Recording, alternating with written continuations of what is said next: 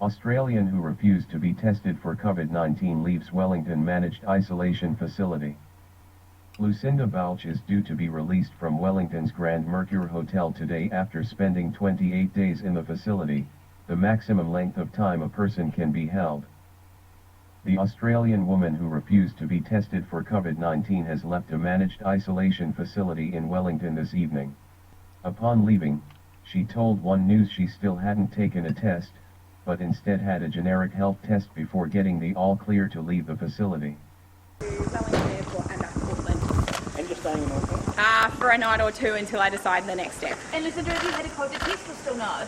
Haven't had a COVID test. What health check did you have to undergo today? A series of questions to make sure I'm healthy. What's the next step for your legal case? Yes, so looking at pursuing a hearing through a judicial review to get the whole kind of situation, to put some queries and some questions out there. Lucinda Baulch is flying to Auckland before heading back to Australia after completing 28 days at the capital's The Grand Mercure Hotel because she would not take a COVID-19 test. The woman, who is a vet nurse, flew to the country almost a month ago to deliver 3 children to their caregivers in Aotearoa. She wants to be able to return to Australia without first being tested for the virus, arguing she has not been provided with evidence of its safety and effectiveness. Speaking at Parliament, Collins said it was time for the government to drop its soft approach. If a New Zealander went to Australia and refused to get tested in an MIQ facility, what do you think would happen to them? Collins said. They'd be back on a plane to New Zealand. Collins said, unless the woman held New Zealand citizenship, the Australian government needed to take their own person back. We shouldn't put up with this behavior from anybody. Under the quarantine-free travel arrangement with Australia, people departing New Zealand must first provide evidence of a negative COVID-19 test. The government's quarantine order stipulates that a person can be held in an isolation facility for a maximum of 28 days, if they are asymptomatic and have remained in a bubble of 1.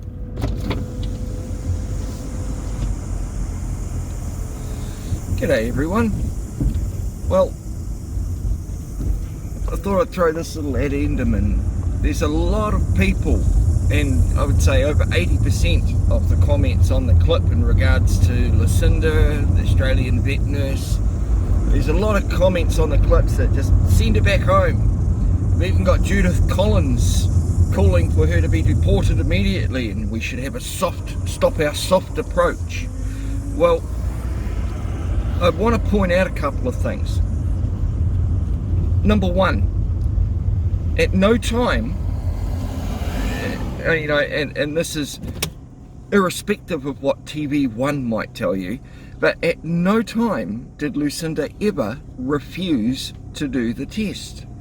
All she wanted, and what makes it even more sort of annoying to me, is that what she did is what anyone with any clue of what their rights are should be doing, and that she wanted to know more information about the about the test, how reliable it was, given Portugal has just come out and said 97% of them were inaccurate or not even worth the vial they're injected in.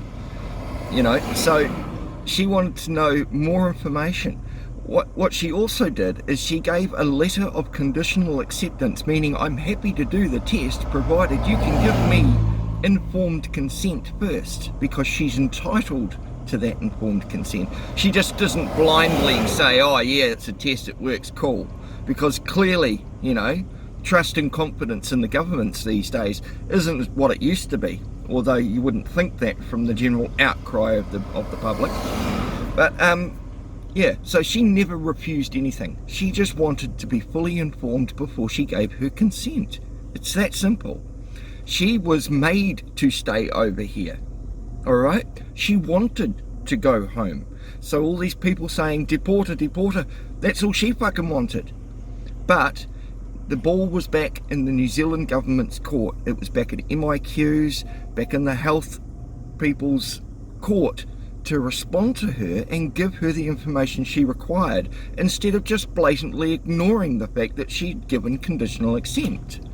She was labelled a troublemaker, as most of the general comments seem to accept, that they're just calling her a troublemaker. Well, if being a troublemaker, well, fuck, I must be one too, because I certainly ask a shitload more questions than blind sheep following and doing as I'm told. So I must be a troublemaker too, in which case I'd wear that badge with honour.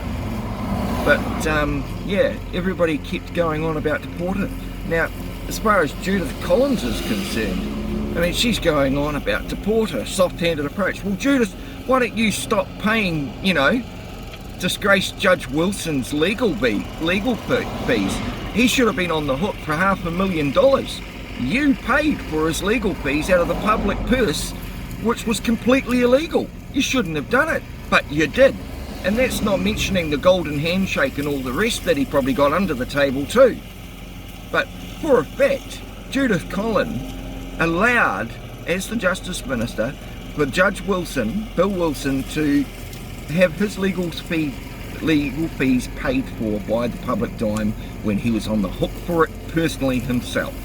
So, I guess your opinion just sways depending on what matter you're talking about, Judith. But you know, you paid one guy's legal fees, and yet she stayed here. Those hotels were $100 a night, so there's at least $1,500 to say $2,000, probably a lot more than $2,000 in public money paid. So you guys could hold someone here against their will, unlawfully, threaten her with detention, arrest, coercion, threatening tactics from police. Is that all okay? Is it? So, you know, if you don't do as you're told, it's okay to just force people to do it, is it? Is that the society you live in? Ask yourself these questions before you comment. A lot of people like to leave troll comments on my clips, giving me shit when I'm only mirroring the videos, i.e. I'm just getting it out there for a greater reach. And people seem to knock me personally for it. Again, it just shows the idiots that don't actually read the descriptions first before commenting. But yeah, something I wanted to add there about Lucinda. I spoke to her several times. She seemed like a very lovely woman. She just seemed like a well-informed individual who knew her rights, and for such, she's been criticised and run through the mill. But TVNZ, she did not ever refuse anything. You ask her if she refused, she will rebut that every fucking time, because she never refused. She gave what most people should be doing, is a conditional acceptance. If you refuse something, you are reigniting it. Alright? If you conditionally accept everything, putting the ball back in their court to say, yeah, I'm happy to take the trash out so long as you show me where the rubbish bag is, then it's not you that's refusing anything. You know, free men of the land use the conditional acceptance, you know, 3-letter type systems, which tend to work. But as far as government's concerned, they need you to consent, and you're entitled to informed consent, and she needed to be informed, and the government never did. So, you know, she's back up here in Auckland at the moment. Whether or not she pursues the legal avenues and goes for a judicial decision or something like that in the future, good on her. You know, set some case law. Get these dickheads to start pulling their fingers out of their asses, and get the general public to start thinking, fuck, perhaps there is something behind this. You know, instead of just blindly following and trusting your fucking elected officials. Honestly. Just a little addendum. I might add, upcoming week's going to be quite a busy one. On Wednesday we have the Hamilton protests outside Oranga-Tamariki, the New Zealand Police in Hamilton, and the family courts.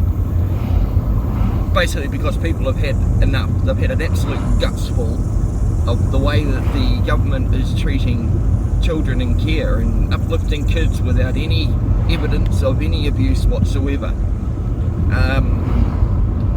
It's going to come to that point, to that precipice, where they're going to shaft that many families in New Zealand that it's not just a minority anymore. And unfortunately, the lower hanging fruit are still getting picked on a lot, but they're also going for not just the low-hanging fruit, they're going for everybody's kids. Even police officers have had to go through this shit.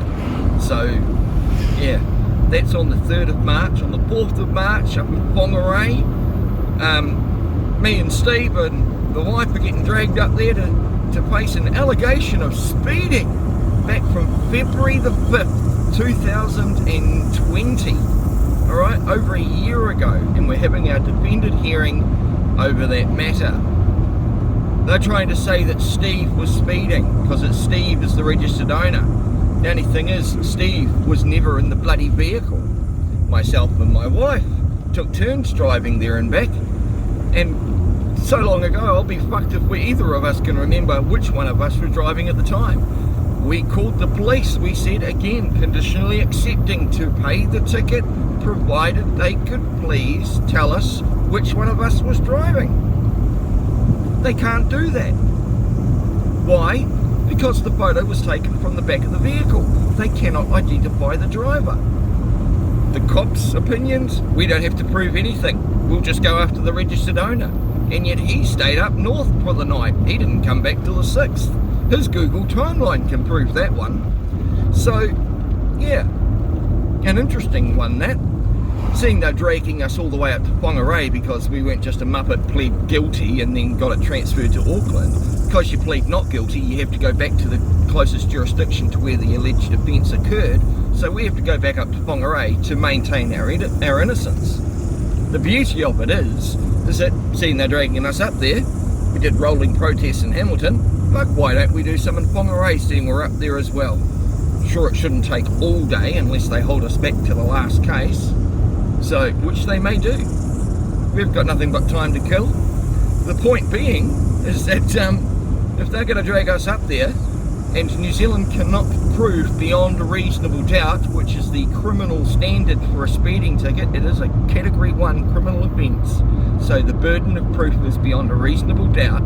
If the two justices of the peace that we're going to be standing up in front of, myself and wife have given sworn affidavits on the record, because the police can't look at the evidence and say, we can't prove beyond a reasonable doubt that Steve was driving, so we can't ticket him and drop the matter, because let's remember it's a $120 speeding ticket. We're going to waste thousands of the court's time and resources to try and prosecute this person, even though we don't have enough to gain a conviction. They're just going to rely solely on Section 133 of the Land Transport Act, Section 1, where the registered owner is deemed or presumed, should I say, to be the offender, even though they have evidence stating that there's no way he was, because we've both admitted that we drove during the trip.